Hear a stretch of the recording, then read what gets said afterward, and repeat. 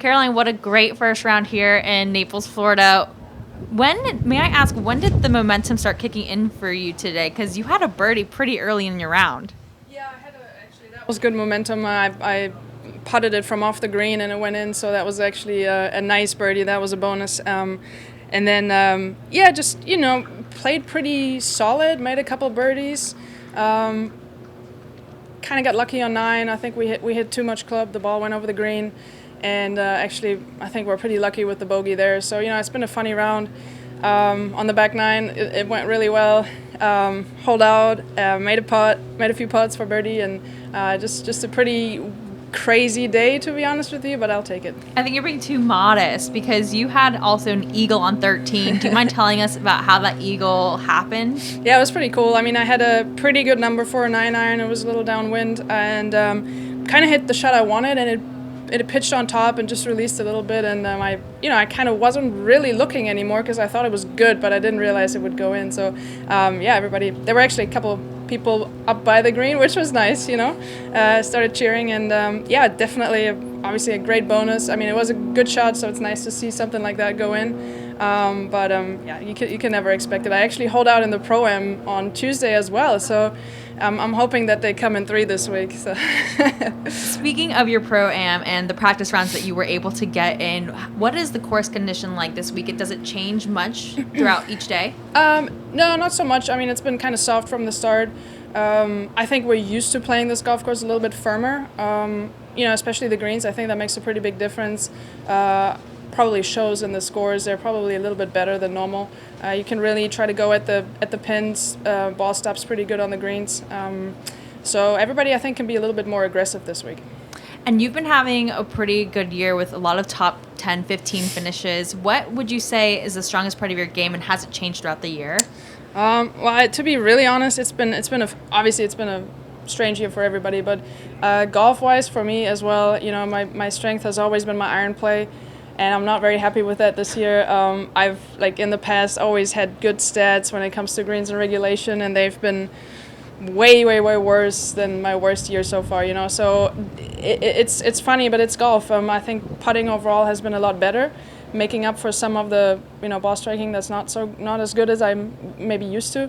So just kind of it fits for 2020 that my game seemed kind of off in some parts and really good in other parts that I'm not used to. So, you know what? I'll just take it. I think we have to I'll be patient. It's been different for everybody, and overall, I'm just happy to be out here playing. It's been a decent year on the course, and obviously trying to finish it off well. Yes, thank you. We have a couple of questions. Okay. I think.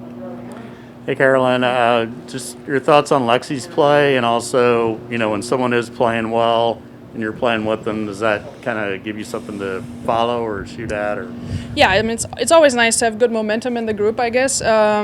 It's funny, I've played with Lexi here a couple times. I think I played with her the year she won a few years back. And I mean, everybody knows that she likes this golf course. She's from Florida. She knows how to play on these courses. And I think she played really well. She had a lot of 3-woods. She doesn't need driver. Good for her. I do. But she hit some great shots. She putted really, really well. And that's what you got to do to shoot low. But been fun to play with her and Janet today. It's been a fun, easygoing group. And it's always nice when the group as a whole kind of does pretty well. There's a thing here. Sorry. The Player of the Year race is particularly interesting this year with it being so few tournaments in a COVID year. Do you like the point system for Player of the Year? Do you think it should be a vote? That's a good question. I've never been in the race for Player of the Year, so I'm not that familiar with it. I hope that changes next year.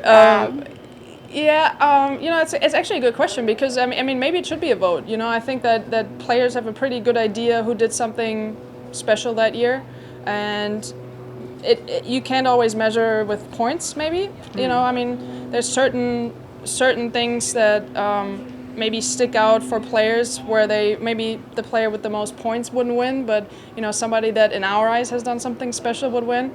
I think that obviously this year with Sofia Popov winning the Women's British Open, that's an interesting question. So I mean I wouldn't be opposed to actually having a vote on that.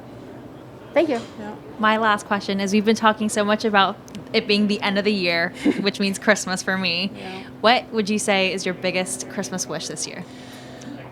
Biggest Christmas wish is that we all can go back to normal as soon as possible. Obviously, I think we're all, it's been a rough year for so many people, and I mean, we're lucky to be out here playing golf. So it's not been that bad for us personally. But I think overall, it's been a sad year, and people have been struggling, and I just hope that we can find some joy maybe in Christmas. Hopefully as many people as possible can actually get together with friends and family during Christmas. I think that's something that makes me happy, and I know, for example, in Germany that lockdown's strict and people can't get together. So I'm just hoping that changes to where at least people can do stuff that just cheers them up a little bit. Thank you so much, Caroline, and good luck for the rest of the week. Thank you. Thank Awesome. you. Thanks, guys. How do you say Merry